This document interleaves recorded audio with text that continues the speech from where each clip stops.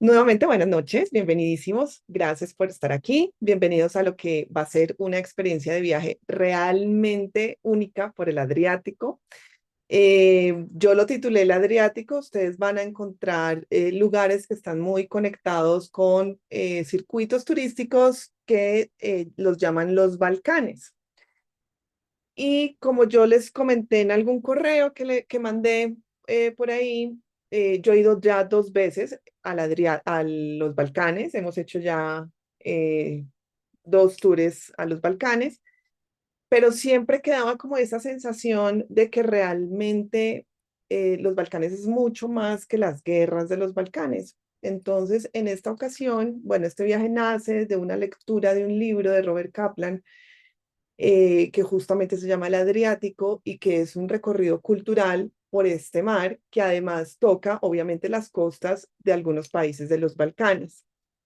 Entonces, pues yo dije, este es el viaje diferente que quiero conectar, que va a tener un relato, una narrativa histórica diferente a lo que es realmente un circuito por los Balcanes, en el que la narrativa se centraría mucho más en los conflictos, que también vamos a verlos y lo vamos a entender, por supuesto, pero que este circuito que hemos diseñado toca otras civilizaciones, otras culturas y otras narrativas que luego vamos a juntar y vamos a entender, digamos, el alma de este mar y la importancia de estas costas en la historia mundial.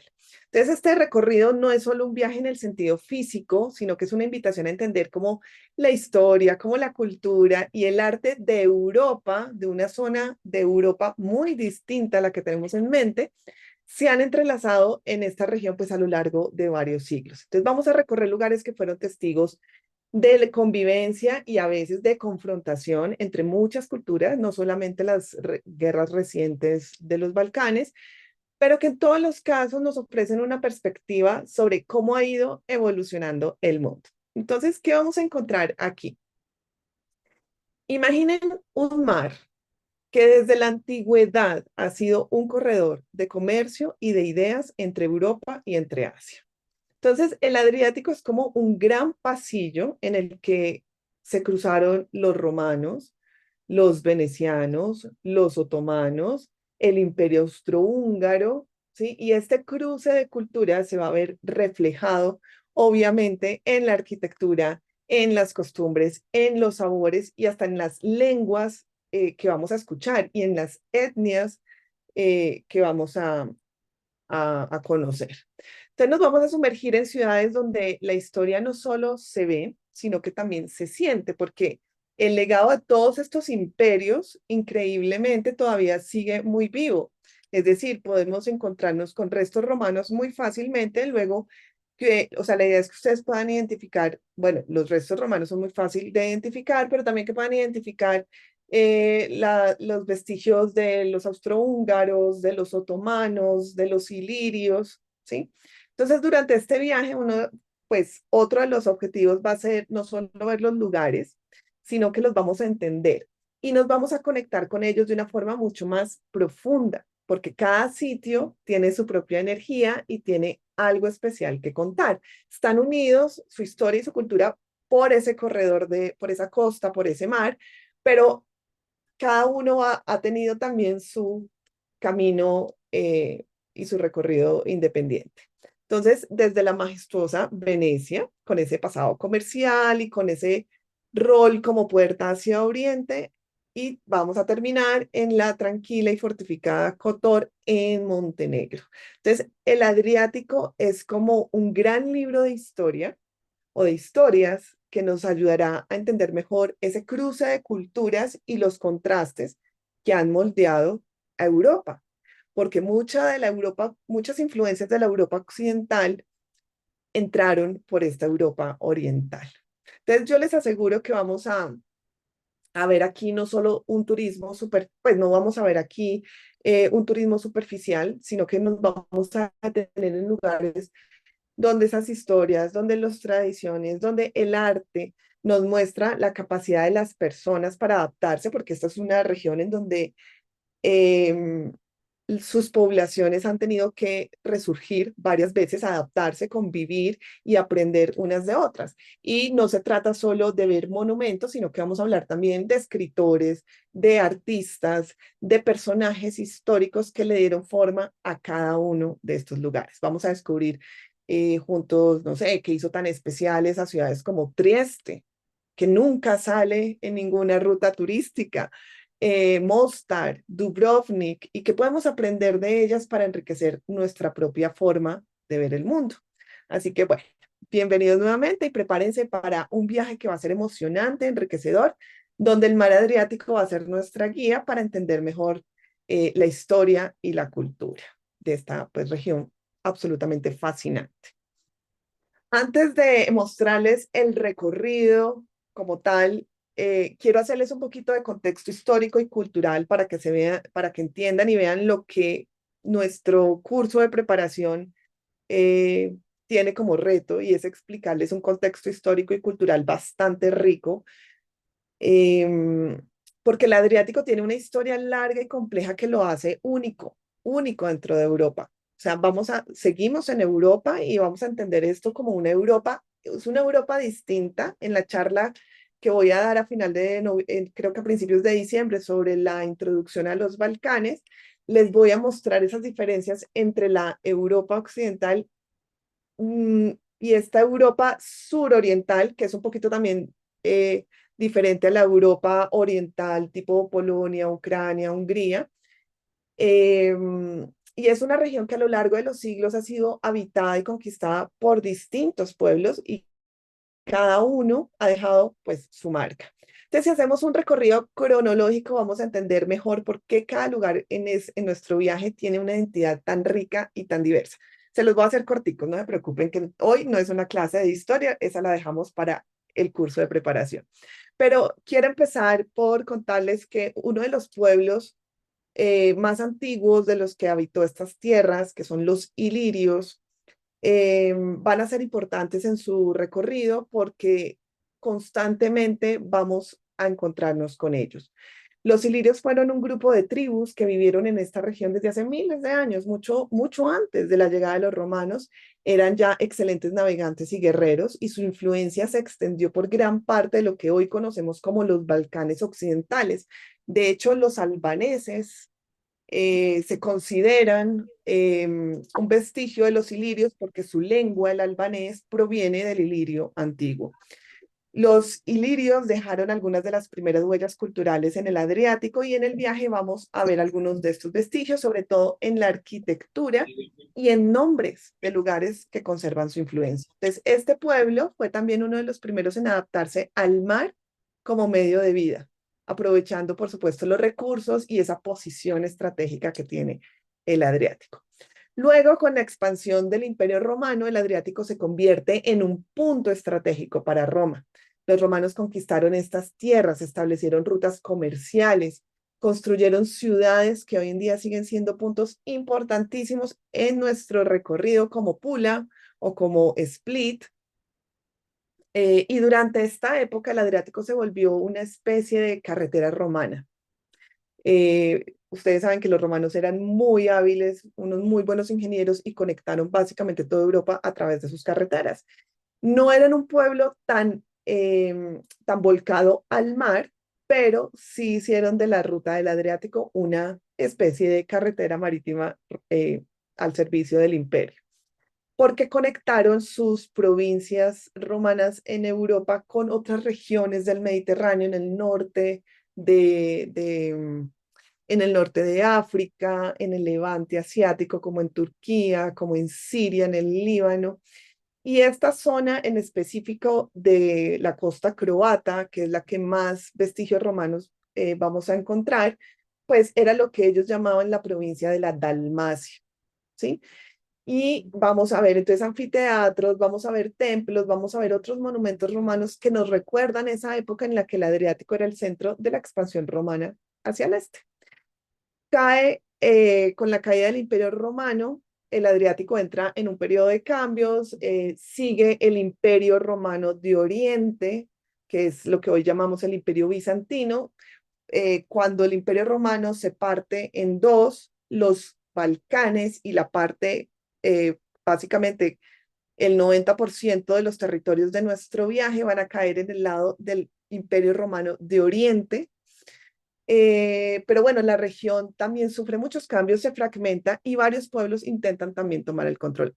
Y es cuando llegan los pueblos de más o menos como del norte de Ucrania, que se llaman los eslavos, que bajan hacia el sur y comienzan a sentarse en las tierras que hoy forman parte de Croacia, de Eslovenia, de Serbia, de Montenegro, de Macedonia, que son los eslavos del sur y por eso los llamamos los yugoslavos. Ellos se adaptan a los territorios eh, no ocupados o que estaban bajo control bizantino, se cristianizan y bueno, es básicamente la etnia predominante en los países que visitaremos. Con el paso de los siglos, Venecia emerge como una gran potencia marítima en el Adriático, convirtiéndose en la reina del Adriático. La República de Venecia controló el comercio y dominó gran parte de las rutas marítimas de esta región durante varios siglos. Entonces, los venecianos no solo se enriquecieron con el comercio, sino que también llevaron su cultura a muchas de las ciudades de la costa oriental del Adriático, especialmente en Croacia y Montenegro. Y en este viaje, por supuesto que vamos a ver la huella veneciana en la arquitectura, en las plazas y en muchos aspectos de estas ciudades. Vamos a encontrar una cantidad de pueblos, sobre todo en la península de Istria. Ahora les voy a mostrar un mapita. Eh, Casi que hasta, digamos, hasta Dubrovnik, encontramos que toda la arquitectura tiene rastros venecianos. Vamos a encontrar el león de Venecia, el león veneciano, en muchos edificios de estos pueblos y de estas pequeñas ciudades. Finalmente, eh, en el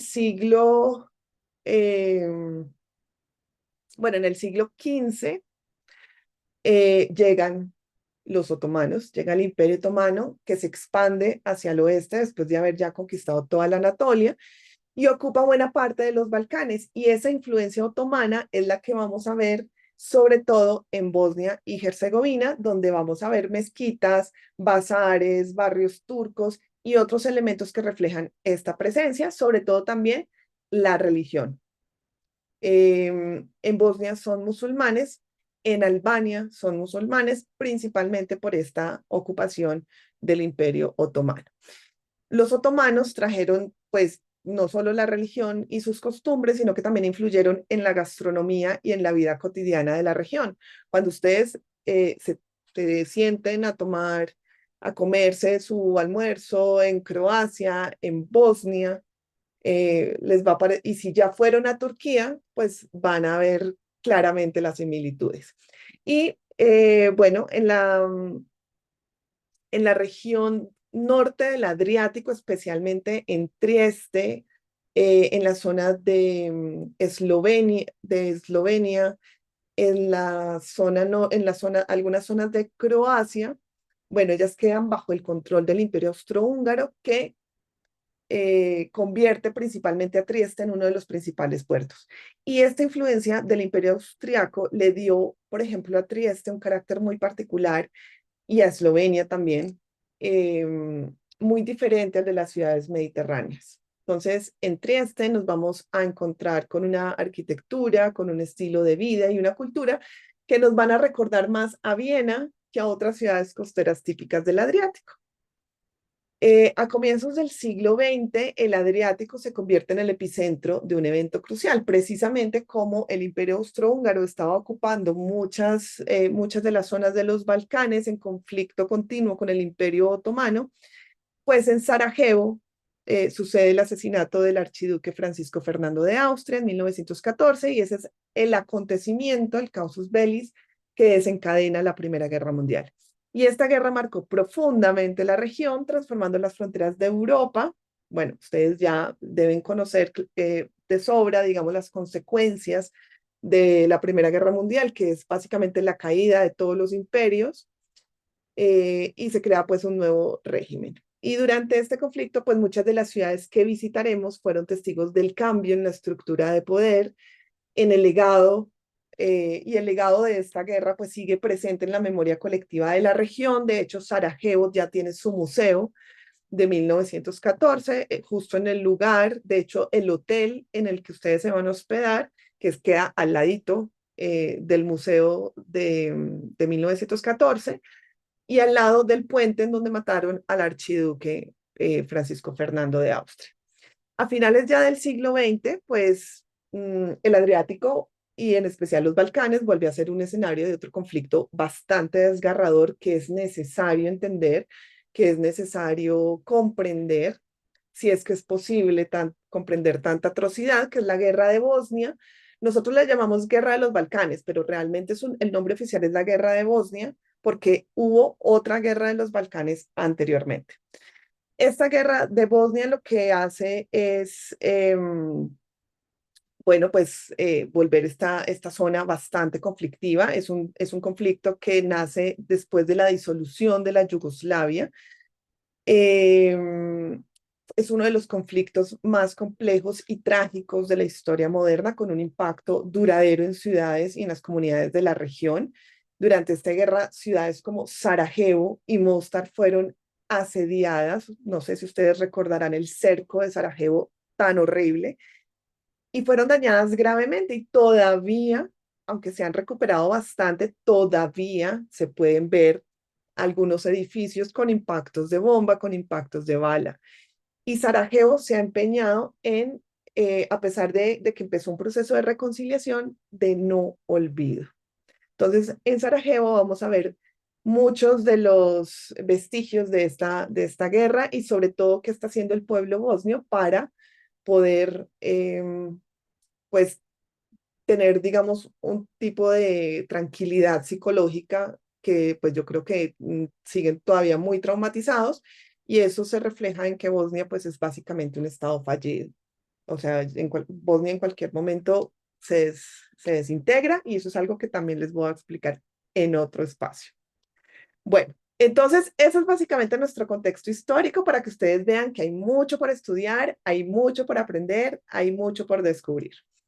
Vamos entonces a nuestro recorrido ya en sí de este viaje. Vamos a empezar en Venecia, que es la famosa ciudad de los canales, y desde aquí nuestro primer desplazamiento nos va a llevar hacia el este, a la ciudad de Trieste, que sigue siendo Italia, pero justo en la frontera entre Italia y Eslovenia. Trieste está situada en el extremo noreste del Adriático y nos introduce a un paisaje de influencia centroeuropea, como les estaba comentando, y es un excelente punto de partida para entrar en los Balcanes. Después de Trieste, vamos a irnos un poquito más hacia adentro, no tan a la costa, hacia Eslovenia, porque vamos a visitar allí las cuevas de Postonia y el castillo de Prediama, que están un poco más al interior, al oeste del país. De hecho, dormimos en Trieste para hacer esta incursión en Eslovenia, pero a mí me pareció interesante que ustedes conocieran este espacio de Eslovenia. Desafortunadamente no podemos ir a la capital Ljubljana, que sería también muy interesante, que es una ciudad muy chiquita y muy bonita, pero bueno, este es el recorrido que es.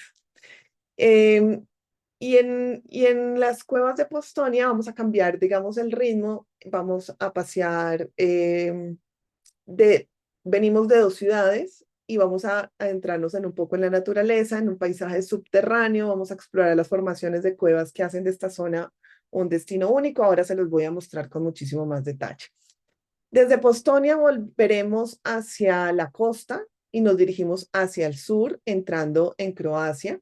Miren lo que yo les decía, este triangulito que está aquí es lo que llamamos no sé si ven mi cursor, espero que sí, es lo que llamamos la península de Istria.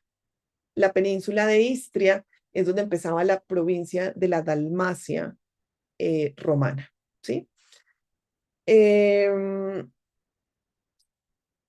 bueno, entonces desde Postonia volvemos a la costa y empezamos a recorrer esta península de Istria. Nos detenemos en Pirán, que sigue siendo Eslovenia, es el único pueblo, bueno, no es el único, pero es un pueblo costero. Eslovenia tiene un pedacito chiquito de mar y bueno, ahí está Pirán, y después seguimos hacia Croacia para visitar Rovinj, luego Porek y continuamos hacia Pula, que es una ciudad muy famosa por su anfiteatro romano. Entonces, en Istria vamos a encontrar una combinación de cultura y de naturaleza fantástica, rodeada por ese azul del Mediterráneo, por las verdes colinas del interior. Yo sé que ustedes aquí en Istria me van a decir, Juliana, yo creo que nos debimos haber quedado más tiempo en estos pueblos y yo les voy a decir que no, porque son pueblos muy chiquiticos, son pueblos muy chiquiticos y entonces pues digamos que en un par de horas uno logra, digamos, hacer un recorrido, poder mirar las cosas interesantes que hay, tomarse un café, de pronto almorzar, una copa de vino y seguir el recorrido, ¿sí? Ya si ustedes dicen, no, yo me quedaría aquí una semana, pues bueno, lo puede hacer en otro viaje y no visitar nada más porque se va a gastar toda la semana ahí. Seguimos bajando por Croacia, por la Dalmacia, un poco más al sur y encontramos ya ciudades como Zadar, como Trogir, como Split. Seguimos bajando por la costa croata y nos vamos a meter hacia Bosnia. Ahí nos salimos, digamos, de la ruta de la costa adriática, pero entramos en un país supremamente interesante que sigue estando muy conectado al Adriático históricamente, de todos modos. Entonces, para entrar a Bosnia, el punto de entrada es Mostar y luego Sarajevo, y luego volvemos y bajamos hacia la costa nuevamente a Croacia, otra vez, Dubrovnik, y pasamos la frontera hacia Montenegro para terminar y visitar un pueblito muy chiquito, pero preciosísimo que se llama Kotor. Y de ahí pues nos devolvemos a Dubrovnik, que es la ciudad que tiene el aeropuerto para la salida. Entonces, pues comencemos con Venecia, que es la puerta del Adriático. Empecemos este recorrido maravilloso. Entonces, arrancamos aquí y creo que es imposible imaginar un lugar mejor para empezar. Venecia es una ciudad eh, obviamente sobresaturada de turistas, es la razón por la que no dormiremos en Venecia, pero vale la pena en una narrativa del Adriático incluir esta ciudad. Y Venecia no es solo una ciudad, es una experiencia en sí misma. Entonces imaginen estar en esta ciudad que no se parece a ninguna otra, donde en lugar de calles hay canales y en donde en lugar de carros o de coches, como dicen en Europa, se usan las góndolas y los barcos. O sea, los taxis son las góndolas. Entonces, desde el primer paso en esta ciudad flotante vamos a sentir que hemos entrado ya a otro mundo. Venecia fue durante siglos la gran puerta de Europa hacia Oriente. Y desde aquí los mercaderes venecianos partían cargados de vidrio, de metales y de tejidos de lujo hacia tierras tan lejanas como Constantinopla, como Alejandría, como el Mar Negro. Y a cambio de retorno traían especias, traían sedas, traían conocimientos que Europa no había visto nunca antes. En su apogeo, Venecia era una potencia comercial tan influyente que llegó a tener su propio imperio marítimo, el imperio veneciano, que, como ya les he comentado, extendió su influencia por buena parte del Adriático hasta el Mediterráneo oriental. Y todo esto hace que Venecia sea un reflejo de siglos de intercambio entre culturas, algo que veremos en sus edificios, su arte y su forma de ver la vida. Si ustedes ya fueron a Venecia, no importa, ahorita la van a ver de otra manera. Vamos a visitar, por supuesto, la Plaza de San Marcos, que es el corazón de Venecia. Esta plaza es como un escenario al aire libre donde la historia, el arte están por todas partes. Y alrededor, pues, van a ver la Basílica de San Marcos, que es una de las grandes maravillas de la arquitectura bizantina en Europa. Es decir, aquí ya estamos teniendo influencias de Oriente, porque el Imperio Bizantino fue más oriental y griego que occidental y lo vamos a ver en sus cúpulas que están llenas de mosaicos dorados y que nos hablan de una Venecia que quería brillar como una joyita, tanto pues espiritual como materialmente. Estos mosaicos nos cuentan historias bíblicas y tiene la famosa pala de oro, que es este retablo de oro y piedras preciosas detrás del altar, que es un tesoro traído, entre comillas, desde Constantinopla. Los venecianos saquearon Constantinopla en el siglo XIII, algo que pues que en ese entonces nunca se le perdonó a los venecianos. De hecho, los caballos que están encima de la fachada de la basílica fueron también traídos, robados, saqueados de Constantinopla, pues esos son los falsos, los originales están guardados en el Museo de la Basílica. Pero bueno, eso es una historia muy interesante para contarles. La basílica es un ejemplo perfecto para esa mezcla entre Oriente y Occidente que define a Venecia y también es un reflejo de la ambición veneciana por ser una ciudad muy única y muy poderosa que lo fue. A algunos, pues, a escasos pasos de la basílica está el Palacio Ducal, que es una obra maestra del estilo gótico veneciano. O sea, sí, ahí vemos que es bastante gótica, pero con sus trazos muy particulares veneciano-orientales. Este palacio fue la residencia del Dux, que era el líder de la República de Venecia. Venecia era una república. Y por supuesto, pues era el centro de gobierno de la ciudad. Y a lo largo de los siglos, Venecia desarrolló un sistema de gobierno que aunque fue muy avanzado para su época, también era muy complejo, lleno de intrigas. Bueno, en fin, en las salas del Palacio Ducal se pueden ver frescos de Tintoretto, de Veronese, que ilustran las escenas de la historia de Venecia y nos dan una idea del poder que esta ciudad llegó a acumular. Yo no sé si ustedes han visto también cuadros de Canaletto, en donde los canales de Venecia están llenos de barcos mercantes, como para reflejar ese poderío y ese empuje comercial de la República de Venecia. Ahí está también para que ustedes recorran el Puente de los Suspiros que conecta el Palacio del Dux con la prisión y que según cuenta la leyenda es el lugar desde donde los prisioneros lanzaban un último suspiro al ver el mar antes pues de ir a cumplir sus sentencias y por eso se llama el Puente de los Suspiros. Después seguiremos nuestro recorrido por el puente de Rialto, que es el puente, pues digamos, más antiguo y famoso de Venecia. Aquí en el siglo XVI los mercaderes traían y vendían productos de todas partes del mundo, desde seda y especias hasta ese famoso cristal de Murano, que fue, digamos, muy importante para el desarrollo de Venecia. De hecho, hay un barrio específico que se llama Murano, en el que se desarrolla pues esta piedra. Vamos a ver o incluso probar algunas de las especialidades locales en el mercado que todavía existe junto al puente. Les recomiendo probar los Sicchetti, que son unos aperitivos venecianos que se sirven en pequeños bares llamados Baccari, donde el ambiente pues sigue siendo muy local y tradicional. Esta zona de Rialto es un excelente lugar para ver cómo Venecia, incluso hoy, sigue siendo una ciudad de comercio y de encuentro entre culturas. Y pues para experimentar una Venecia más íntima, pues hay que tomar un paseo en góndola por los canales, por supuesto, porque desde el agua la perspectiva cambia por completo. Entonces, desde la góndola ustedes van a ver los palacios renacentistas que bordean el Gran Canal y los canales más chiquitos. Muchos de esos palacios con ventanas ojivales de influencia árabe, que es un recordatorio constante de esos estrechos lazos de Venecia con Oriente. Es decir, Venecia no es la típica ciudad italiana. Eso es lo que yo quiero que ustedes se queden grabados, que aquí las influencias de Oriente están muy marcadas.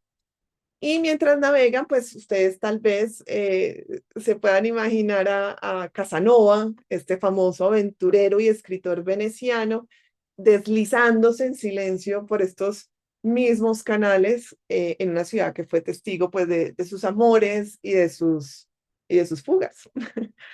Finalmente, eh, nos vamos a entrar en el barrio Canarello, que es donde se encuentra el gueto judío más antiguo de Europa, fundado en 1516. Este gueto, por decirlo, pues ya no es gueto, por supuesto, es un barrio, pero bueno, este gueto, cuyo nombre específicamente dio origen al término gueto en otras lenguas, que luego tomó otras connotaciones, es un lugar lleno de historia y de resistencia. Aquí la comunidad judía vivió y prosperó bajo las normas impuestas de la República y obviamente los judíos siempre dejaron un legado cultural y espiritual pues que aún perdura. Y en este barrio ustedes van a poder ver las sinagogas, conocer más sobre la comunidad que fue integrándose a la vida veneciana y, bueno, las limitaciones que también tenía. Estos son los puntos clave, digamos, de Venecia que vamos a visitar. Luego nos vamos, después de Venecia, nos vamos hacia Trieste. Ahí ven en la parte superior, les voy a ir marcando, digamos, los puntos del mapa en donde está ubicada la ciudad que les estoy hablando. Entonces, Trieste, una ciudad que a simple vista puede parecer, digamos, menos impresionante, pero que esconde una riqueza cultural y un carácter único en el Adriático. Único, es una ciudad con una cultura impresionante que cuando uno se da cuenta realmente, uno dice, esta influencia cultural de Trieste puede estar, digamos, a nivel intelectual de literatura y de arte, puede estar al nivel de Viena perfectamente. Trieste es una ciudad fronteriza en muchos sentidos, entre culturas, entre imperios y hasta entre formas de pensar. A lo largo de la historia, esta ciudad ha sido un punto de encuentro donde se cruza el Mediterráneo, o sea, esta es la frontera entre el Mediterráneo y la Europa central, entre lo eslavo y lo latino, entre lo católico y lo ortodoxo. Entonces, esta mezcla de influencia le da a Trieste un aire de misterio y una energía muy particular que vamos a sentir apenas lleguemos, o apenas lleguen, pues. Tenemos la Plaza de la Unidad de Italia, que es una de las plazas más grandes de Europa con vistas al mar. Esta plaza es un símbolo de la identidad compleja de Trieste. Los edificios que la rodean son una combinación de estilos, como pueden ver, que reflejan la época en la que Trieste formaba parte del Imperio Austrohúngaro. Aquí se encuentran el Palacio del Gobierno, el Ayuntamiento y otros edificios que, pues, tienen como una elegancia neoclásica que parecen transportarnos, no sé, o sea, yo me imagino esto puede ser una imagen perfecta de Viena o de Budapest, más que de una ciudad italiana, por ejemplo, ¿no? Y esta plaza pues es un excelente lugar para ver cómo Trieste siempre ha sido un lugar de transición y al mismo tiempo pues un espacio de encuentro entre los mundos. Uno de los aspectos más interesantes de Trieste es su relación con la literatura y el arte. En su época dorada, Trieste era el puerto principal del Imperio Austrohúngaro, porque ustedes saben que, pues, si hacen como un recorderis mental, Austria no tiene mar. Entonces, tener este puerto para ellos era increíblemente importante. Gracias a esta posición estratégica y al respaldo económico del imperio, la ciudad creció rápidamente y se modernizó, atrayendo pues a personas de diferentes nacionalidades, de diferentes idiomas y sobre todo también de religiones que se asentaron aquí. Entonces, Trieste era uno de esos lugares raros en, donde, en Europa donde convivían italianos, eslovenos, croatas, judíos, griegos, alemanes, todos aportando sus propias culturas y sus propias tradiciones. Y este ambiente diverso y cosmopolita la convirtió en un lugar muy atractivo para los intelectuales, para los escritores que buscaban pues un espacio de libertad y de intercambio de ideas. Los escritores de Trieste podían disfrutar de un entorno que era pues tanto mediterráneo como centroeuropeo, es decir, tenían un buen clima y que les ofrecía un entorno, pues, o como una especie de ventana al mundo que otras ciudades, pues, no tenían. Entonces, la ciudad contaba con un ambiente de tolerancia y de vida cultural intensa, y entonces los cafés de Trieste se convirtieron en lugares de encuentro para artistas, para poetas, para escritores. Es decir, hagan de cuenta una Viena en el Mediterráneo. Entonces, durante el siglo XX, Trieste fue el hogar, por ejemplo, de James Joyce, que estuvo allí bastante tiempo, vivió aquí más de una década y escribió gran parte de su obra maestra Ulises, el Ulises, pues ahí, sentado en sus cafés, en el café San Marcos. Para Joyce, Trieste fue un lugar de inspiración y un refugio donde pues pudo trabajar en obras también como dublineses. A Joyce le parecía que la ciudad, no sé, tenía una libertad que no tenía otros lugares, tenía una diversidad que le fascinaba. Por otro lado, también tenemos a Italo Svevo, que es un escritor triestino de origen judío, que se convirtió en uno de los grandes amigos y mentores de Joyce y en sus novelas Svevo retrataba la vida cotidiana y los conflictos internos de los habitantes de Trieste, reflejando esa mezcla cultural y las tensiones propias de una ciudad pues tan particular. Tarde o temprano, esta diversidad le va a cobrar factura a Trieste. Bueno, entonces durante el recorrido ustedes, pues bueno, van a poder ir a esos cafés emblemáticos como el Café San Marco, que es este café histórico que todavía conserva esta atmósfera bohemia y literaria. También, por ejemplo, ahí en la foto de abajo derecha encontramos a Claudio Magris, que es uno de los escritores de literatura de viaje más importantes del siglo XX, que también nació en Trieste.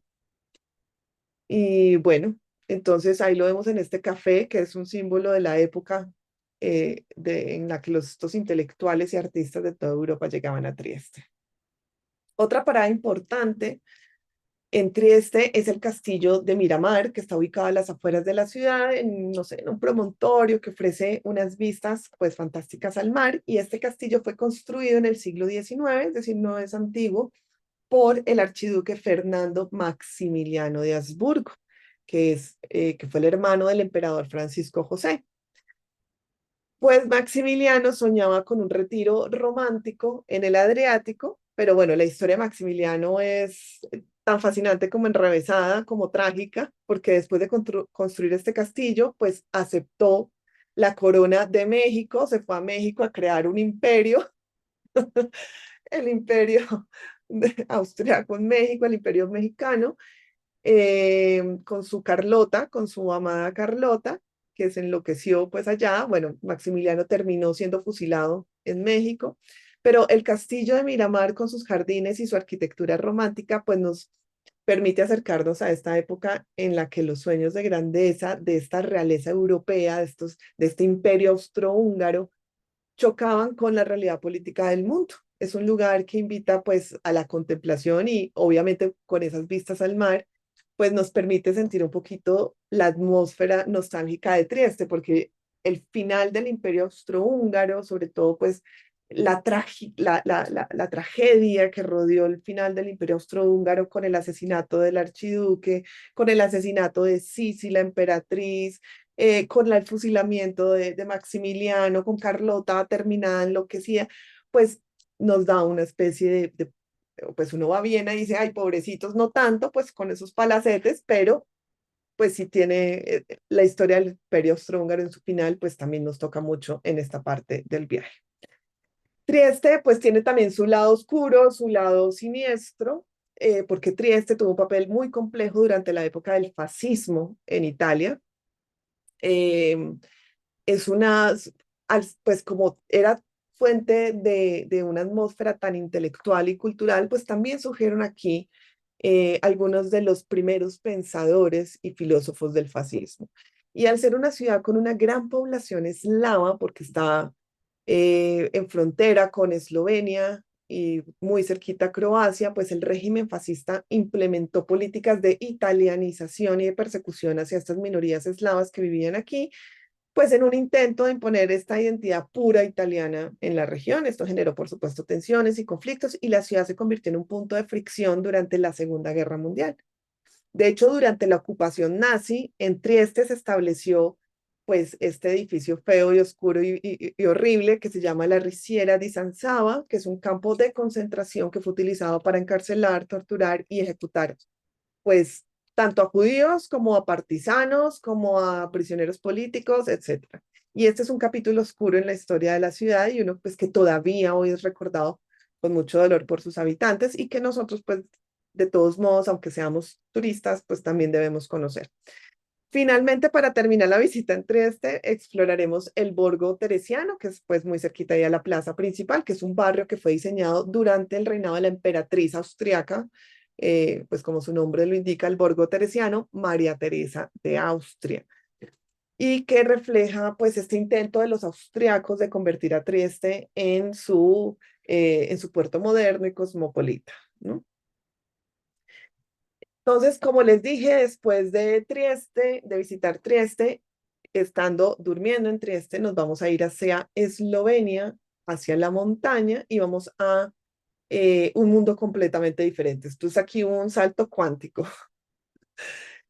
Vamos a ver el paisaje subterráneo de las cuevas de Postonia, ahí en Eslovenia. Entonces, Las cuevas de Postonia son una red de túneles y de cámaras que se extiende a lo largo de 24 kilómetros, bastante grande, y en ellas, pues aquí la naturaleza ha trabajado durante millones de años, gota a gota. O sea, esto es gota a gota para crear estas formaciones que son de una belleza de verdad indescriptible. Las fotos no le hacen, digamos, honor, pero cuando uno está ahí es muy impresionante. Entonces, bueno, al llegar, ustedes van a tomar un tren subterráneo, un trencito ahí tipo Disney, que los va a llevar a través de los primeros kilómetros de las cuevas, los llevan hasta un punto. Y bueno, esta es de hecho una de las pocas cuevas en el mundo que cuenta pues con un sistema de tren para los visitantes, ¿cierto? Porque hay cuevas que tienen trencito para los mineros, pero no, estas son para los visitantes. Y esa sensación de entrar en este reino subterráneo a bordo de este trencito, pues no sé, se siente uno como un viaje hacia el centro de la Tierra, o sea, como en los viajes de Gulliver o algo así. Entonces, mientras van descendiendo por los túneles, van a ver cómo estas estalactitas y estalagmitas, que algunas de ellas tienen más de 500.000 años, se van elevando como formando unas esculturas naturales que han sido pues moldeadas pacientemente, como les digo, gota a gota por el agua, por el tiempo. Uno de los puntos más impresionantes es la sala de los espaguetis, así se llaman, porque tienen unas estalactitas muy finitas que van colgando del techo como si fueran hilos de piedra. Y bueno, a medida que van avanzando, llegan también al Salón de los Cinco Pilares, que es una cámara enorme, con columnas de piedra caliza. Y bueno, y ahí tiene una característica que yo, pues digamos que nunca lo he visto, es su habitante. Se los puse ahí, pero la sola imagen me produce, ay, no sé, me da como repulsión este animal, que es el proteo, que también llaman el pez humano, que es una criatura que ha evolucionado para vivir en la oscuridad total. Entonces, este animal, eh, pues ellos dicen que tiene como un aspecto mitológico, a mí el aspecto me parece repugnante, de color rosado, puede vivir hasta 100 años y puede curiosamente pasar varios años sin comer. Pero bueno, los habitantes de la región solían pensar que era, no sé, como una cría de dragón, como un feto de dragón, fetos sí parecen. Y bueno, hoy en día este proteo pues sigue siendo un símbolo de misterio y de adaptación al medio ambiente extremo. No sé si se vaya a ver, yo nunca lo he podido ver en las veces que he ido, pero bueno, está ahí, está comprobado que está ahí y bueno, pues es una curiosidad nada más de estas cuevas. Saliendo de las cuevas, pues nos dirigimos al castillo de Prediama, que es un lugar que parece como salido de un cuento medieval de Heidi o algo así. El castillo está literalmente incrustado en la pared de un acantilado y ha sido el escenario de historias de caballeros y de asedios que lo convierten, digamos, en uno de los castillos más fascinantes de Europa. Y la fortaleza está conectada con un sistema de cuevas naturales también, lo que hizo o lo que lo convirtió en un refugio casi impenetrable durante los ataques. Ahí está la historia de su habitante más famoso, que era Eracén de Prediama, que era una especie de Robin Hood local, que utilizaba estos pasajes secretos del castillo para recibir suministros y escapar, pues, de los asedios. Entonces, pues bueno, caminar por el castillo, conocer su historia, nos va a permitir imaginar estas aventuras y las dificultades que debían enfrentar las personas que vivían aquí. Para los habitantes de la época, el castillo era un refugio, una fortaleza casi mágica, protegida pues por la naturaleza misma. Así que Postonia nos da como un respiro de las ciudades. Aquí vamos a tener una experiencia que nos conecta con la paciencia, con el misterio de la naturaleza, con historias de valentía, de supervivencia, de épocas medievales. ¿Listo? Volvemos hacia Trieste y nos dirigimos hacia ya el inicio de la península de Istria, en un pueblo que se llama Pirán, que es el encanto medieval de Eslovenia. Estos tipos de pueblos que están muy cerquitas entre Eslovenia, Italia y Croacia son trilingües. Entonces, aquí usted va a encontrar gente en este pueblo y en los otros que vamos a ver gente que habla dos, tres idiomas. Y de hecho los carteles están tanto en esloveno e italiano como en croata e italiano. Entonces, Pirán, que es un pueblo uno de los pocos pueblos costeros que tiene Eslovenia, que parece sacado como de una postalita bien bonita, tiene una fuerte influencia veneciana porque está ahí pegado de Venecia y es algo que ustedes van a notar de inmediato con sus edificios pues coloridos, con su arquitectura medieval. Al llegar, pues van a caminar por las calles, van a llegar a la Plaza Tartini, que es el corazón de la ciudad, que lleva el nombre de uno de los ciudadanos más célebres de Pirán, que es el violinista y compositor Giuseppe Tartini, no confundir con Giuseppe Verdi, por supuesto. Esta plaza es un espacio perfecto para entender cómo se fusionan en Pirán las influencias culturales y artísticas que vienen de Venecia con las tradiciones eslovenas. Y bueno, desde aquí, desde esta plaza, pues unas vistas espectaculares del mar. Le sucede como a Venecia que cuando sube la marea, la plaza se inunda, pero bueno. Otro de los puntos destacados de Pirán es la iglesia de San Jorge, que está ubicada en una colina. Casi todos estos pueblos tienen una iglesita arriba en una colina. Em, bueno, también tenemos murallas de las que con las que se defendían de piratas y de los conflictos de la época. Es decir, Pirán es una ciudad sería llamarlo mucho, ¿no? Es un pueblo, pero bueno, está catalogado como ciudad, pero para nuestros estándares es un pueblo donde cada rincón pues tiene una historia, donde el mar parece ser parte de la vida cotidiana. Y aquí empezamos como un circuito de pueblitos que posiblemente les parezcan muy similares unos a otros, pero que cada uno tiene su característica principal que los invito a descubrir. Seguimos, miren esta foto de arriba, el tamaño de los pueblitos. Entonces usted me dice ahí que se quiere quedar una semana, pues yo le digo buena suerte. Rovinj, la joya de Istria en Croacia. Son pueblos divinos, son pueblos fantásticos. Además, el clima en el que ustedes van a ir es fantástico porque se va a ver así soleadito con el mar de ese color. Rovinj es uno de los pueblos más pintorescos de Istria. Aquí ya estamos en Croacia. Em, ya no hay frontera, se pasa directo porque ya Croacia entró a la zona Schengen. Rovinj es una mezcla fascinante de pasado, de presente, donde las casas coloridas parecen, no sé, casi caerse al mar. Tiene calles muy estrechitas para perderse, como pueden ver ahí en las imágenes. Entonces, explorar Rovinj es como entrar en pues, es adentrarse, pues sí, en un casco antiguo lleno de callecitas serpenteantes, de edificios de piedra que, al igual que Pirán, pues refleja también una profunda influencia veneciana.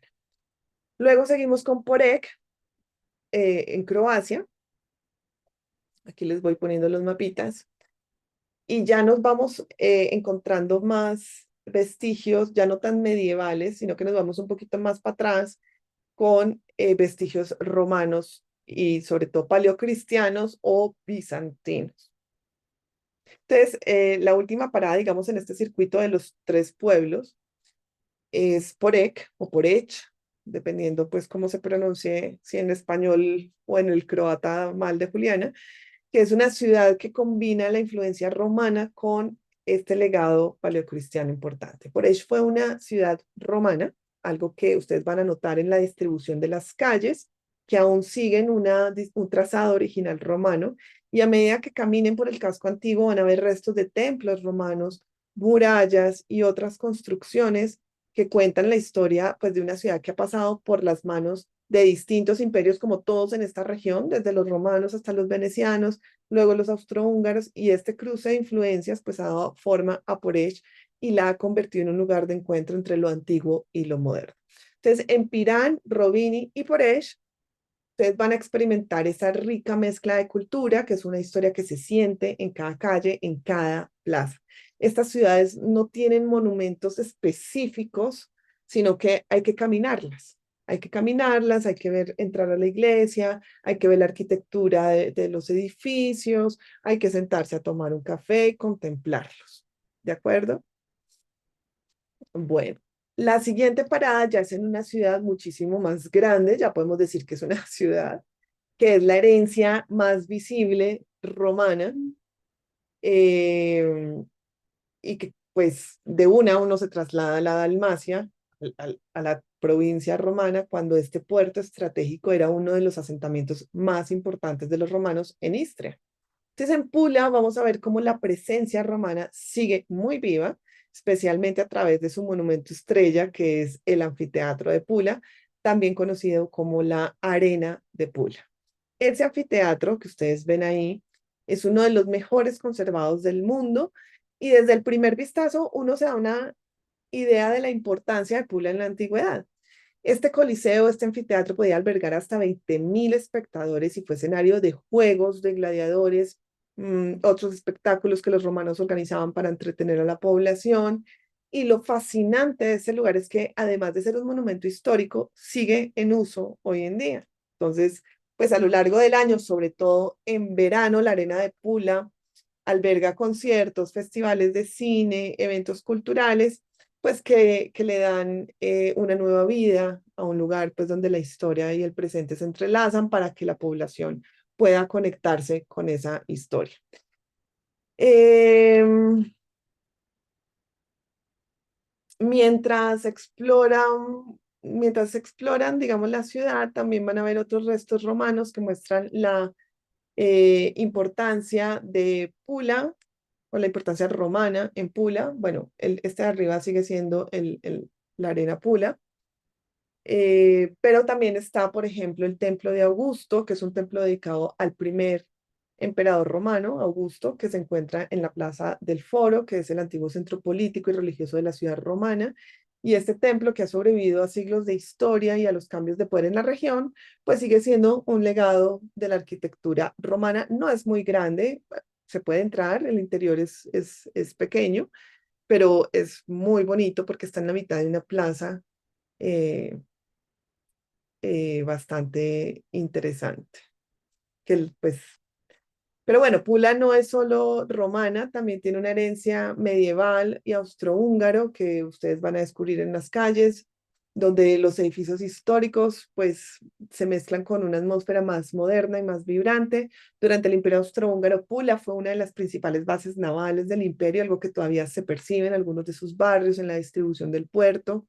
Y esta herencia marina sigue pues presente en la vida de la ciudad, que hoy en día mantiene una fuerte pues tradición marina. Uno de los aspectos en Pula que se van a destacar, que no solamente encontramos arquitectura romana, arquitectura eh, austrohúngara, sino también que van a encontrar, y a lo largo de la península de Istria, puede que sí, pero en Pula más, arquitectura fascista. Es decir, el fascismo creó un estilo arquitectónico muy similar, como muy fuerte en sus, como muy estilo soviético, pues obviamente fascista, que fue creado, digamos, o fue, digamos, desarrollado en la época del fascismo italiano.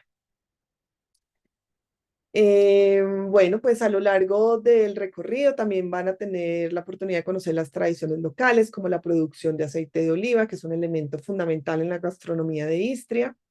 El aceite de oliva de allí tiene una calidad muy reconocida y forma parte de la identidad cultural de la región, junto con otros productos como el vino y la trufa. O sea, aquí van a empezar a comer rico. Y en Pula también van a tener la oportunidad de gustar, pues, cómo esta gastronomía tiene estas influencias italianas, croatas y mediterráneas, ¿sí? Pula es una ciudad que combina historia y modernidad, desde los restos de la antigua Roma, que conviven con la cotidianidad. Cada piedra les va a ir mostrando qué imperio perteneció. Y bueno, después de explorar Pula, bajamos, ya salimos de la península de Istria y ya nos encontramos, ay, es que mi camarita, ya dejamos la península de Istria y bajamos mucho más hacia el sur de la costa croata, que se llama la costa dálmata, hacia Zadar, que lo primero que le llama a uno la atención es su casco antiguo. Em, que está ubicado, digamos, en una pequeña península. Como la costa no es regular, la costa tiene muchas entradas, muchas penínsulas, muchas bahías, y bueno, Zadar está rodeada por murallas que protegieron a la ciudad de los invasores. Van a caminar por estas calles empedradas que aún siguen pues ese trazado de la antigua ciudad romana y que los va a llevar a monumentos como la iglesia de San Donato, que es una estructura redonda del siglo IX, es decir, tiene un estilo, podríamos decir, románico, muy románico, pero es uno de los símbolos de Zadar y uno de los mejores ejemplos eh, pues de este tipo de arquitectura románica o prerrománica en toda Croacia. Esta iglesia fue construida sobre las ruinas de un foro romano y todavía se pueden ver fragmentos de este foro en las columnas y piedras romanas también en parte de su estructura. Además, pues Adar fue un importante centro del cristianismo en la región y esto se refleja en la majestuosa catedral de Santa Anastasia. O sea, en Sadar vamos a visitar iglesias de distinto tipo. La Anastasia es una iglesia también románica del siglo XII y que sigue siendo pues el edificio religioso más grande de la Dalmacia. Eh, se- Adentro, si no estoy mal, hay unas reliquias y unas obras de arte sacro muy bonitas que los invito pues a que conozcan. Pero bueno, Sadar se ha convertido también en un ejemplo de cómo se puede conectar el presente de una forma, digamos, como innovadora. Y un ejemplo de esto es el órgano del mar, que son esas escalinatas que ustedes ven ahí, que es una instalación única en el mundo que convierte las olas del Adriático en música. Entonces esto suena, digamos, la primera vez que a mí me dicen esto, yo digo, ay, qué maravilla, qué espectáculo. Y entonces yo creo pues que una vez las olas tocan las escalinatas, que son más o menos como que serían como las teclas de un piano, yo me imaginaba un sonido de piano, una melodía. No, no, no, son ruidos, pero son ruidos que se amplifican y que dependiendo pues como de la fuerza de la ola va generando un tipo de sonido. O sea, no produce música en el sentido literal de la palabra, pero bueno, el órgano es una estructura, porque tiene una estructura de tubos situados bajo esta serie de escalones, ¿sí? Entonces, cuando las olas chocan contra los tubos, pues producen estos sonidos, ¿no? Pero bueno, este, digamos, concierto natural es un lugar muy especial para los habitantes y para los visitantes también, porque es un lugar muy bonito para sentarse, para dejarse llevar por los sonidos del mar, para conectar con el entorno. Y bueno, pues es un atractivo especial de Sadar para decir, bueno, no solo somos historia, que también, y ahí al ladito está el monumento o el saludo al sol, que también es muy interesante. O sea, Sadar es una ciudad muy linda que se enorgullece de su historia, de su capacidad de innovación, y eso la convierte en una de las paradas, digamos, más fascinantes de nuestro viaje. Después de Sadar, y antes de llegar a Split, hacemos una parada en un pueblito chiquito que se llama Trogir, pero que lo que tiene de chiquito lo tiene de impresionante. Trogir es una joya medieval que a menudo se describe como una ciudad museo al aire libre. Está situada en una isla conectada al continente por un puente y conserva un casco antiguo que hoy en día es Patrimonio de la Humanidad por la UNESCO. Y pues uno siente que está ahí detenido en el tiempo. Aquí vemos la influencia de los griegos, vemos influencia de los romanos, vemos influencia de los venecianos y caminar por sus calles por sus callecitas de piedra es como, no sé, como recorrer un libro de historia, se siente uno en el medioevo. Entonces, bueno, ay, pensé que tenía más foticos de Trogir, pero bueno, tenemos la plaza central de Trogir, que allí se encuentra la Catedral de San Lorenzo, que es una de las maravillas arquitectónicas de la ciudad. La verdad que la ciudad es muy linda.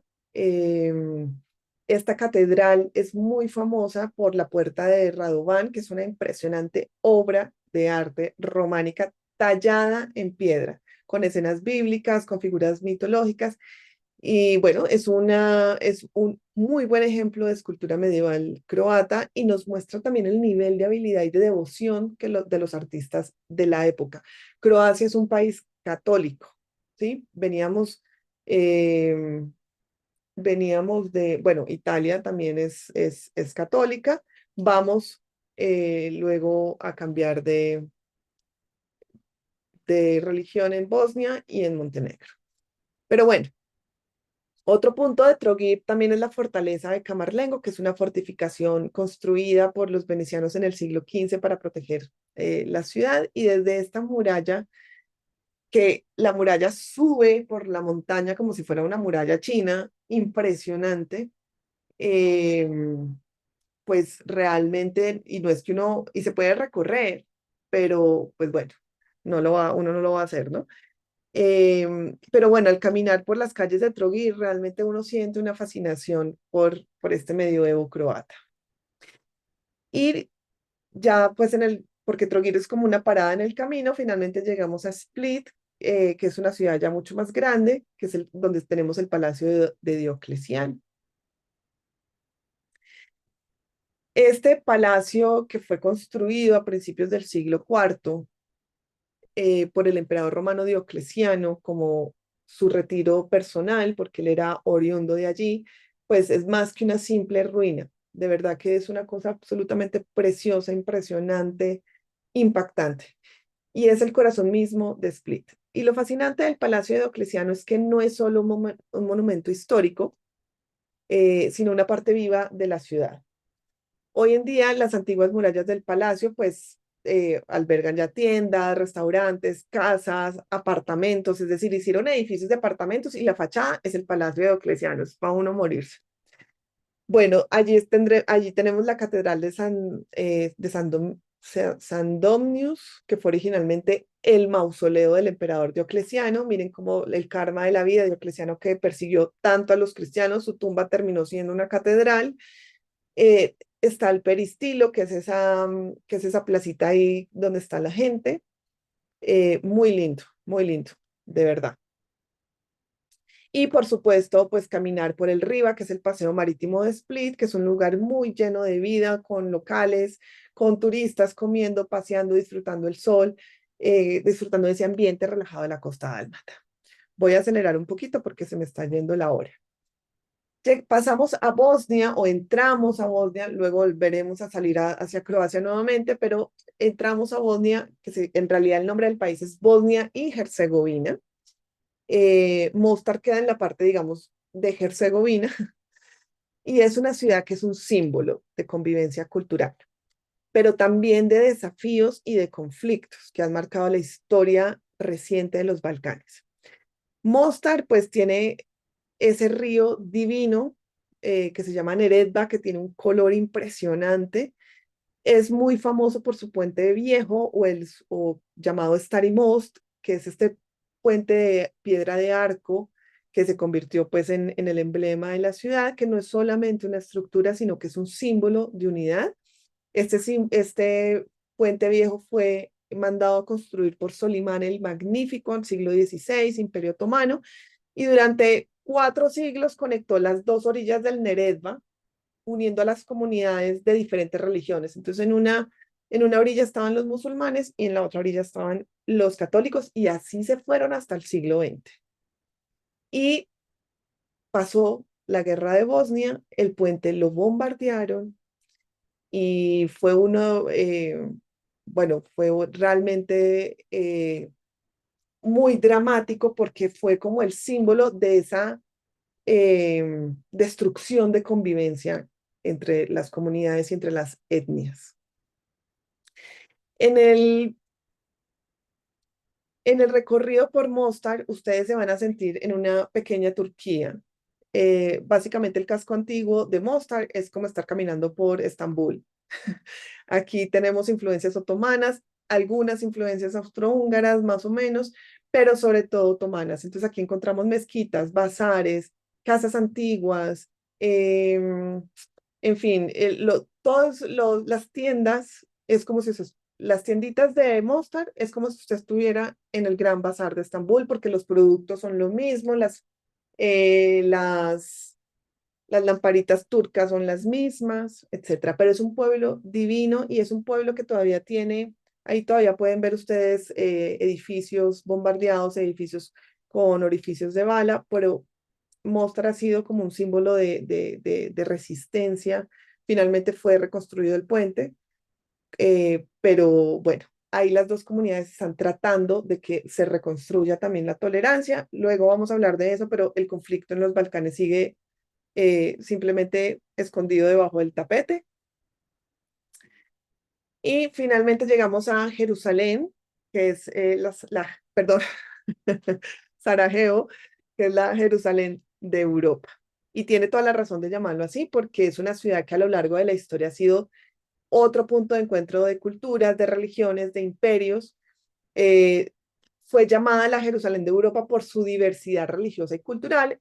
Es una ciudad en la que había mucha comunidad musulmana, judía y cristiana y convivían divinamente, divinamente.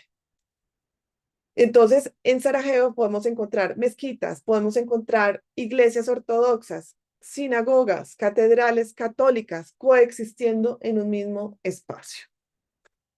El recorrido comienza en el barrio turco, que tiene un nombre rarísimo que no sé pronunciar, entonces yo le llamo el barrio turco. Eh, es el casco antiguo y el corazón de Sarajevo, es entrar también en otra pequeña Turquía, porque aquí uno siente que está en un bazar otomano, calles de piedra, zocos, artesanía, muchas, las cafeterías, por ejemplo, no venden alcohol porque son musulmanes, es como el corazón musulmán de la ciudad. Y la bebida principal, digamos, para que ustedes sepan y se lo tomen, es el café turco, que ellos le llaman el café bosnio, ¿no? Pero es exactamente el café turco. Y ahí encuentran también la fuente de Sevili, que es una fuente de madera y piedra, que es uno de los símbolos de la ciudad, y cuya leyenda dice que quien bebe de esta fuente algún día volverá a Sarajevo. Yo bebí la primera vez, volví. Entonces, porque a Sarajevo hay que ir varias veces, Sarajevo los va a dejar sin palabras. Puede que no tengan la magnificencia de los grandes monumentos, pero la energía y el ambiente de Sarajevo es una cosa que se le mete a uno adentro en el corazón y se van a acordar de mí. Uno de los puntos también de este barrio es la mezquita Gazi Hussein Bey, que es una de las mezquitas, digamos, más grandes de Bosnia y por ende de los Balcanes. Sarajevo, pues también obviamente tiene otros barrios que no son solamente el barrio otomano, sino otros de estilos centroeuropeos y que cambian de una calle a otra. O sea, no hay transición. Usted está caminando por el barrio turco, pasa la calle. No, es que ni siquiera hay que pasar la calle. O sea, la calle, o sea, da dos pasos y usted ya está en otro, en otro imperio, ¿no? Bueno, entonces apenas sale del barrio turco, usted se encuentra con la Catedral del Sagrado Corazón, que es una catedral católica con una estatua de Juan Pablo II de afuera, construida la iglesia en la época austrohúngara, porque los austrohúngaros modernizaron Sarajevo, trajeron consigo infraestructuras, edificios, estilo arquitectónico, pues que contrastó con su barrio otomano. Y este es uno tal vez de los aspectos únicos de Sarajevo, que es una ciudad realmente, como dice el cliché, donde Oriente y Occidente se encuentran realmente en un mismo espacio, en un espacio reducido. Sarajevo pues también tiene una gran influencia histórica en el contexto mundial. Ya les expliqué su papel, digamos, como escenario de el evento que desencadenó la Primera Guerra Mundial. Y además Sarajevo pues también sufrió uno de los asedios más largos de la historia moderna durante la guerra de Bosnia en los años 90, finales de los 90. Durante casi 4 años la ciudad fue sitiada, los habitantes de Sarajevo soportaron privaciones extremas. Este capítulo es uno de los más duros de la historia de la ciudad y por eso los voy a llevar a que visiten lugares como el Túnel de la Esperanza. El túnel de la Esperanza estaba conectado, está ahí al lado del aeropuerto y estaba conectado con el aeropuerto y con y con una salida hacia unas montañas en donde no estaban los serbios o los francotiradores serbios disparándoles. Este túnel fue construido por los habitantes, es un símbolo también de su resistencia, de determinación, es muy impactante y ahí ustedes van a comprender la imagen de la casa ahí baleada es la entrada de, del túnel. Entonces, y la dejaron así, digamos que para darle un poquito más para mantener vivo el drama. Finalmente, ya casi, Dubrovnik, la perla del Adriático, espectacular, es uno de los must del viaje. ¿De dónde sale la perla del Adriático? De Lord Byron. Es una de las ciudades mejor conservadas del mundo, es un tesoro de la arquitectura medieval renacentista. Fue la antigua República de Ragusa, entonces tiene una historia absolutamente impresionante. Lo primero que impresiona son sus murallas que se extienden casi por 2 kilómetros alrededor de la ciudad y estas murallas construidas más o menos entre los siglos XII y XVII fueron diseñadas para proteger la ciudad de invasores, aunque la República de Ragusa se caracterizó por su diplomacia, entonces se mantuvo independiente del Imperio Veneciano, aunque tiene sus influencias culturales, y se mantuvo independiente del Imperio Otomano. Entonces, ellos están muy orgullosos de eso. En el casco antiguo, bueno, se entra por la puerta de Pile, que es la entrada principal a la ciudad amurallada. Entran por una calle que se llama la Stradum, que es la calle principal, que es un paseo adoquinado de piedra caliza que brilla mucho bajo el sol. Está rodeada de edificios históricos, es el corazón de Dubrovnik y es un lugar perfecto para ver cómo la vida moderna convive con el pasado porque pues hay tiendas modernas. También hay cafeterías y heladerías. Tenemos el monasterio franciscano, tenemos el palacio del rector, o sea, en Dubrovnik sí hace falta un poquito más de tiempo, aunque bueno, digamos que tampoco mucho, pero Dubrovnik es una ciudad para estar, es simplemente para estar. Dubrovnik es fantástica y pueden caminar por las murallas, eh, por todos sus kilómetros de perímetro. Y por supuesto, pues subiremos en teleférico al monte. Ese monte se llama el Monte Cert y desde el Monte Cert se puede tener esta panorámica de la ciudad de Dubrovnik espectacular. Terminamos nuestro recorrido en la joya de la bahía montenegrina en Montenegro, que se llama Kotor. Es un lugar que parece recordar a los fiordos noruegos, pero en clima mediterráneo. Es muy linda, lastimosamente, en estas colinas que ustedes ven acá. Los magnates rusos están construyendo hoteles como locos. Pero bueno, el casco antiguo del pueblo se mantiene, es muy bonito, tiene esta islita con esta iglesia espectacular. Kotor tiene un casco antiguo que es Patrimonio de la Humanidad por la UNESCO. También es un ejemplo de arquitectura veneciana y medieval. Y Kotor en muchos sentidos es el lugar ideal para terminar nuestro viaje porque es una ciudad donde la historia y la naturaleza también conviven en equilibrio. Es un sitio que ha sido testigo de conquistas, de leyendas, de tradiciones, pero que mantiene su espíritu intacto.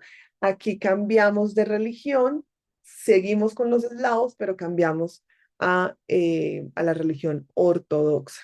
Es un, es como una brisna de cultura montenegrina. Créanme que Montenegro tampoco es que tenga mucho más para ofrecer.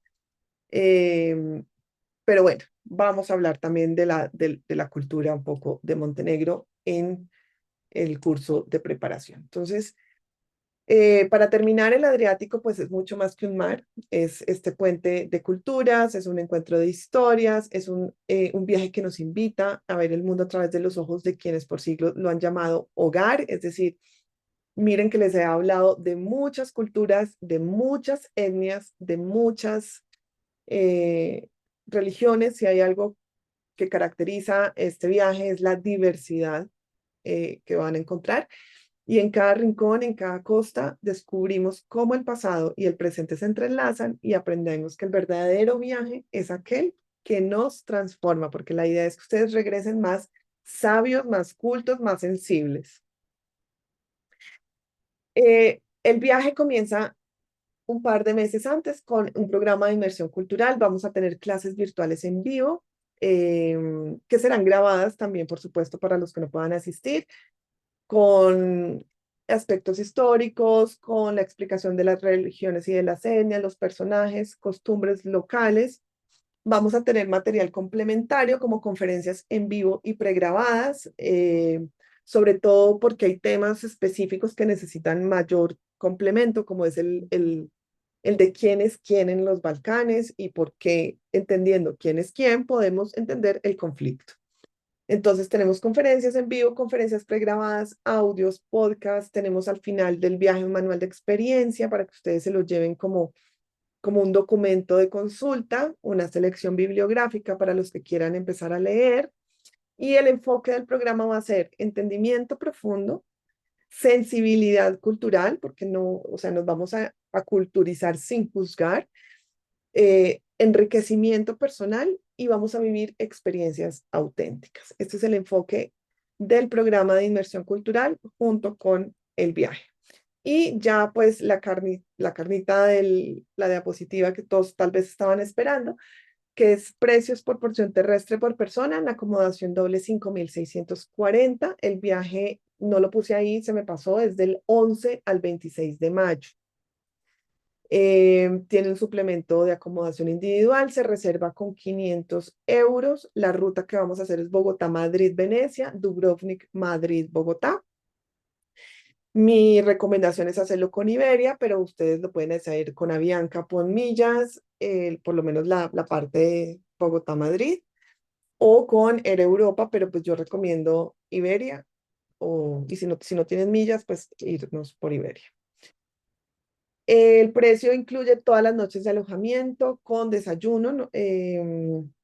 Este viaje no tiene alimentación, no, solamente el desayuno, todos los guías locales de habla hispana, transporte en privado, todas las visitas a los sitios que están descritos en el PDF, todo el programa de inmersión cultural, el acompañamiento en nuestra asistencia, seguro médico, audioguías durante todo el recorrido y no incluye ni los tiquetes aéreos no incluye los tiquetes aéreos internacionales, ni las comidas diferentes al desayuno, ni las propinas.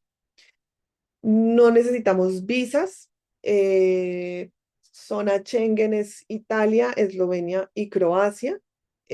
Bosnia no nos pide visa y Montenegro tampoco. Entonces, pues bueno, me disculpo por haberme extendido en el horario, pero pues es que es un viaje bastante, y eso que les conté casi que la mitad de las cosas. Entonces, no sé si tengan alguna duda, algún comentario, si quieran preguntarme algo antes de irnos. A ver en el chat, Mónica dice, ¿cuáles son las fechas? Del 11 al 26 de mayo de 2025.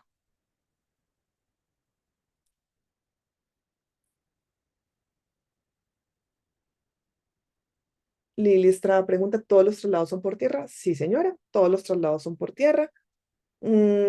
Digamos que el trayecto, hay dos trayectos largos, que es uno desde la península de Istria hasta Sadar, que son aproximadamente 5 horas, y hay uno mucho más largo, que son 7 horas, que prácticamente es el día en el bus, pero pues comparadas y con un paisaje espectacular, que es de Sarajevo a Dubrovnik.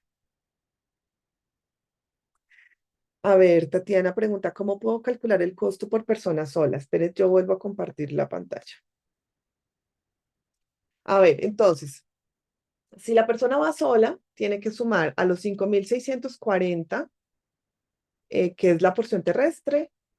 Ah, bueno, ahí ya está sumado, son 6.780.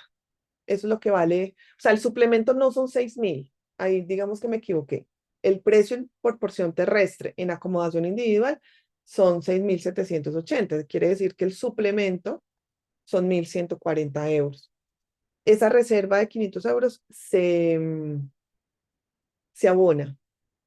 Es que si comparto no puedo ver el chat. Ah, bueno, ya lo vi.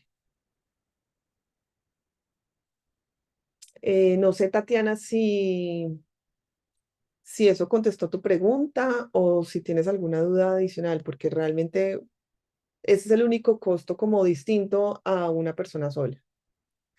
Los hoteles son muy buenos, son hoteles 4 estrellas superior. A ver, em, en el de Dubrovnik es 5 estrellas. Esperen que estoy tratando de acordarme. Son 4 estrellas superior, son muy bonitas. Yo ya los he visitado, excepto el de Venecia, que bueno, en Venecia es imposible alojarse.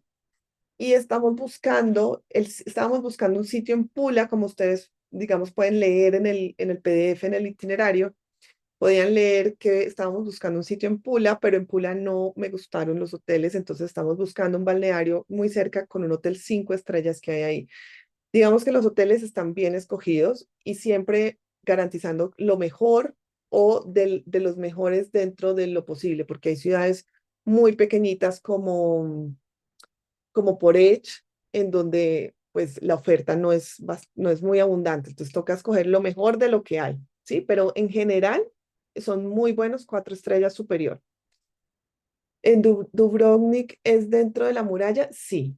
Todas las visitas de Dubrovnik es dentro de la zona amurallada, porque fuera de la muralla pues ya está algunas partes de la ciudad moderna donde viven los habitantes locales que realmente no tienen ningún atractivo.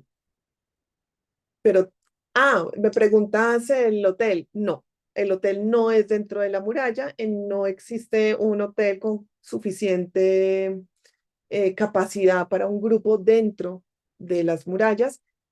Hay una zona en específico que tiene todos los resorts y los hoteles de 5 estrellas y de 4 estrellas, muy lindo frente al mar. Ahí nos vamos a quedar, pero no quedan en el centro. Sí, sí, yo por fin, sí, me demoré captando la pregunta.